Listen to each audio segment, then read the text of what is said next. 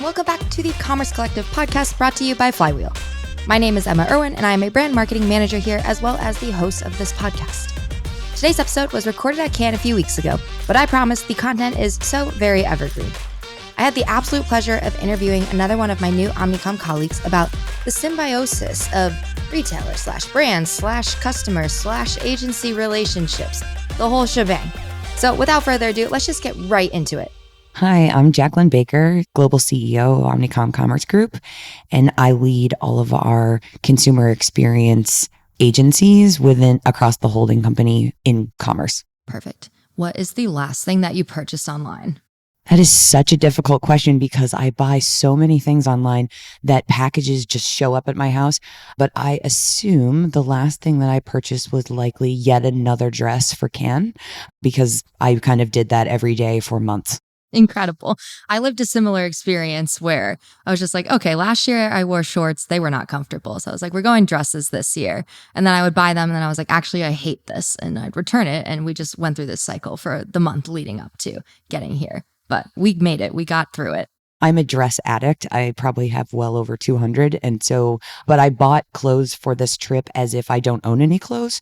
It was a little shocking how much stuff I purchased as if I had nothing to start with. But so yes, the high likelihood that the last thing I purchased online was yet another dress. Amazing. And then how has your Cannes been so far? It's day two, but it has been amazing. It's been a whirlwind, but in the best possible way.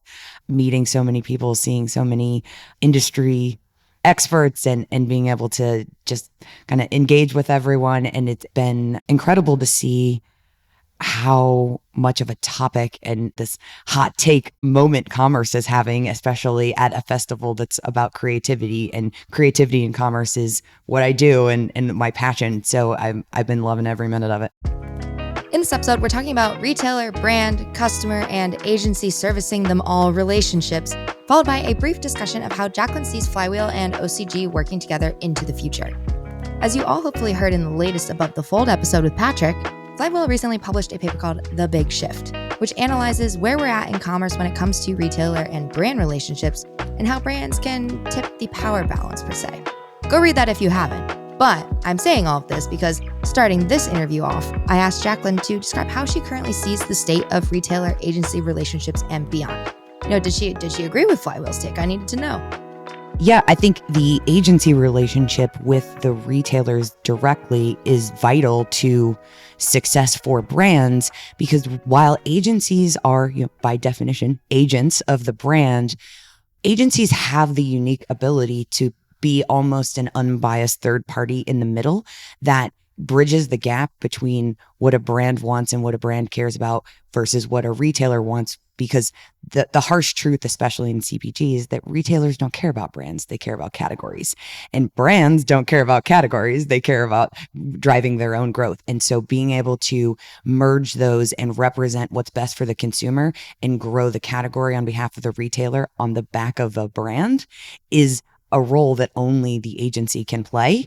And so it's a vital conduit to bridging that gap, in my mind, between the brand and the retailer. Got it. And I'd love to know, I know, because I've been at Flywheel for what seems like forever now, but I've been exposed to how we kind of work and partner with different retailers, but I'd love to know how you, in your role, since you oversee things like that, how you approach retailer relationships from the Omnicom Commerce Group perspective. Meeting with the retailers regularly and having that one-to-one relationship is important, but really at the core of what we do is having deep expertise within each of the retail total ecosystem environments, being able to understand where the retailer's priorities are, even in sometimes helping them co-create their innovation and their roadmap of where they're trying to go, because what they're trying to do is only going to get there if it serves the brand.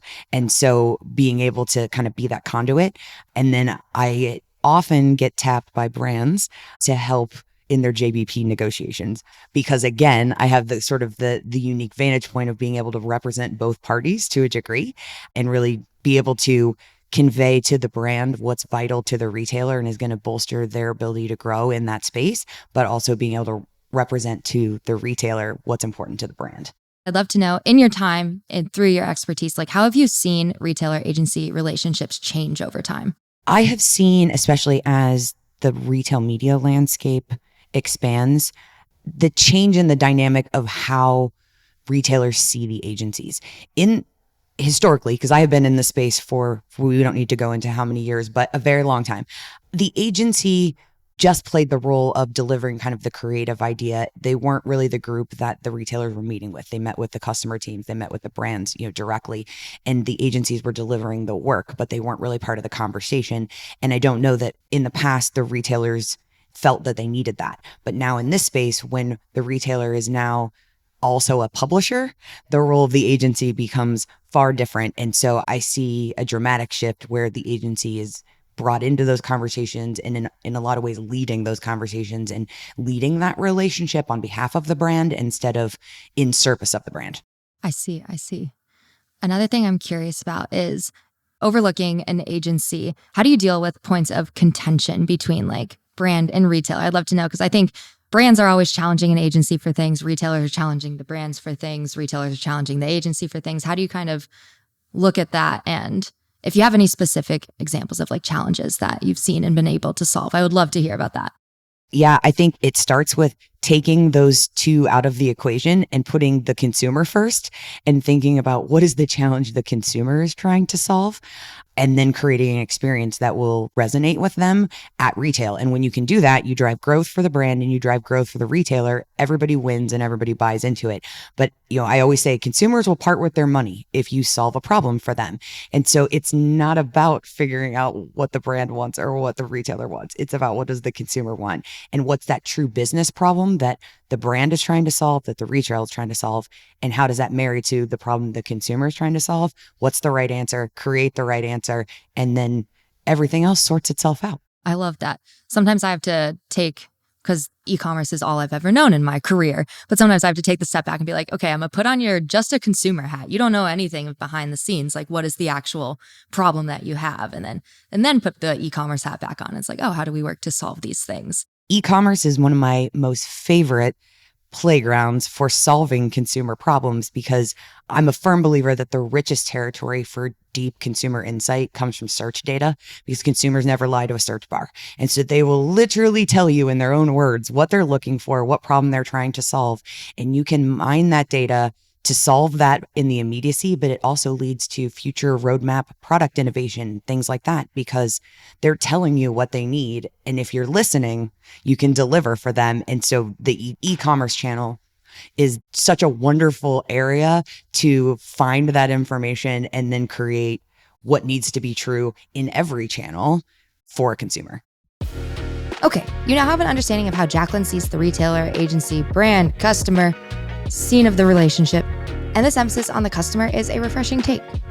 You might be wondering, and I was wondering, that's why I asked the question, how Flywheel and Omnicom Commerce Group plan to work together, since we are both agencies or groups within Omnicom with a focus on digital commerce. So that's exactly what I asked Jacquelyn to cover next. Right now is a great time in the space. And I think it's an even greater time to be at Omnicom. Omnicom Commerce and Flywheel coming together to create a total commerce experience entity that's scaled and unparalleled in the industry is an exciting place to be. And I think we're in a position to be able to deliver on the promise of this modern marketing landscape that everyone has been chasing, but no one could really do. And we really can now. And so it's what gets me out of bed every day. It's so exciting. And I think we're just poised for greatness. We love it. I love to hear it. You used the word unparalleled in the industry. Can you tell me more about what makes us unparalleled in combining what OCG has and has done and Flywheel? Yeah, the reason I say it's truly unparalleled is kind of going back to the three constituents in the relationship, right? Of the brand, of the consumer, and the retailer. We, as Omnicom, now have this scaled digital commerce powerhouse with wealth of data that no one else, has access to and has the ability to own in-house, but then also to mine and to utilize, married with Omni that is underpinning everything. So now we have a total 360 view of the consumer. When you add that to the capability of the Omnicom Commerce Group, which is a creative powerhouse in retail, deeply understanding the retail environments and how to activate across all of their channels on behalf of consumers, it's the trifecta that everybody has been chasing and no one has been able to deliver until now. I'm curious. I'd love to know, how did you get to, this is such a diversion of the order that you would normally do a podcast in, but I'd love to know, like, how did you get to where you are in your role in order to have this overview and such like a strong POV on things? Yeah, so I've actually been in commerce my entire career. I wouldn't say I set out to do it. It just sort of happened, but I actually started out in the business as a broker. And so I had about 70 companies that I represented and I sold their products to Kroger. And from there, I transitioned to the agency side at a shopper marketing agency working with Procter & Gamble. Then I actually went client side at a retailer and was leading their upstream innovation. And while that was wonderful and a tremendous learning experience, probably the biggest thing I learned is I'm built for the agency life. So, agency life is not for the faint of heart and it's not for everyone, but when it's for you, it's for you. So I came kind of screaming back to agency land and went deep into digital and e-commerce. And then that's how I ultimately ended up in holding company land. And so over the course of my 12 years tenure in a alternate holding company prior to this role, I was the chief experience officer in commerce. And so I was leading the marriage of experience planning, creative, and retail media coming together to manifest consumer campaigns at retail. And then that was a pretty successful business model. And that's really where my passion is. I'm a CX practitioner and a CX believer.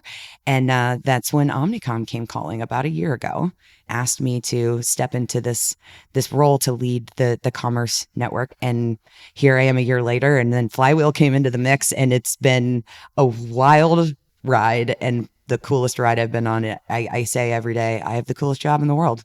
I said that a lot too. I get to come here and just talk to people and talk about commerce, and it is lovely.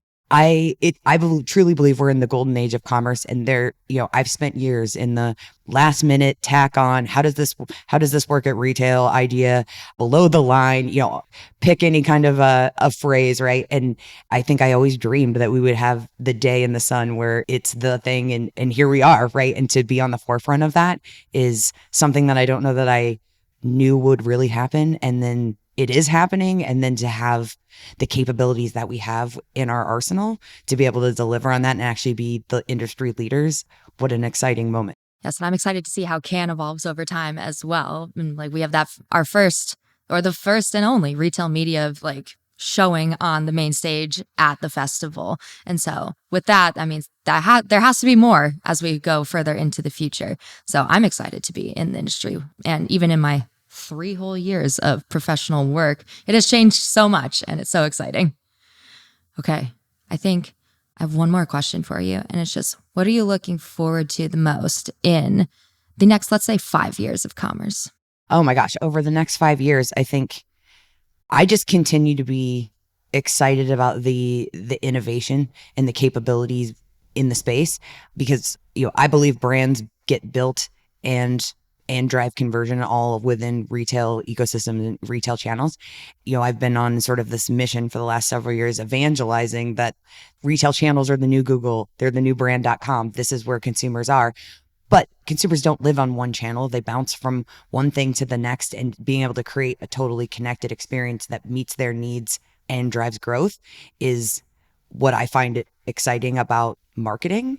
And now we truly have the capabilities to do it. And those capabilities are only going to expand and at an increasingly rapid pace. And so I couldn't even begin to tell you what I think it's going to look like in 5 years, but I think it's going to look a lot like what you see today, but on steroids. And how exciting is that? So exciting. We love steroids.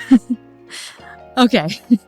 Last actual question for you. It's something we generally ask everyone, but I love to know something that's just like on your digital wish list, which means that it lives like in a cart and you never actually purchase it, and why. So it's not your 200 dresses, but because you did actually, your dresses for cans, because you did actually purchase them, but just something that lives in a cart forever and ever that you don't purchase. That's a really tough question because I am a shopping addict. And so I'm not one to abandon a cart. If anything, I convert too often, too fast, and I also don't return things. So I'm probably a retailer's dream. But yeah, something that lives in the cart that I would never purchase, but I want to. I don't even know if you can buy this in a cart online, but it would probably be a Mercedes G-Wagon. That's my dream. And that I think I would just put in the cart and just look at it every day. Like someday I'm going to hit the buy now button. Yeah, we accept vehicles as answers to the question because it's the same concept where it just lives forever. And it's like you have all the information you need to buy it. It's just you don't. All right, that can wrap us up. Thank you so much for your time and being willing to do this. Thank you for having me.